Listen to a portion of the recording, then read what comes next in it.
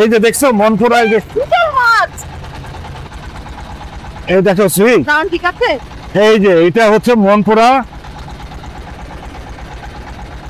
মনপুরা, এটা মনপুরার ভিতর দিয়ে একটা খাল, মানে মনপুরার যে বনভূমি। আমরা মনপুরা দিকে চলে আসছি। হ্যাঁ, এটা মনপুরা দ্বীপ। মনপুরা আবাসিক এলাকার পাশে এই খালটা দিয়ে আমরা আসলে দক্ষিণ পাশে যাব। আমরা কি এই বনের ভেতর দিয়ে যাব?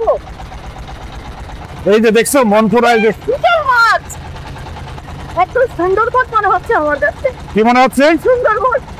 হ্যাঁ হ্যাঁ, সুন্দরবনের পাশ দিয়ে আমরা কাল দিয়ে যখন নৌকা এই যে কেওড়া গাছ, কেওড়া গাছের শ্বাসমূল। হ্যাঁ,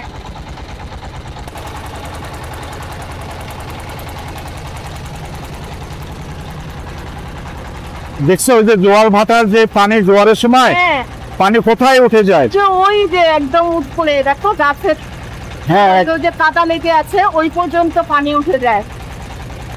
খালের মতো না, যেটা আসলে নদী, কিন্তু মনে খাল এগুলো। জোয়ারের পানি যত উঠবে, এত বড় শ্বাসমূল। হ্যাঁ, কত বড় বড় শ্বাসমূল, মানে জোয়ারের পানি যতটুকু উঠবে অল্প সময়ের জন্য সেখান থেকে মানে করার জন্য নিঃশ্বাসটা নিতে পারে। পারাক্রমের সাথে শ্বাসমূলের বড় হওয়ার। হ্যাঁ হ্যাঁ, সম্পর্কটা আছে। ওই জন্য দেখবেন নিচের দিকে অনেক বড় বড় শ্বাসমূল, উপরে ছোট। আচ্ছা, মানে নিচে পানি বেশি হয়। হ্যাঁ,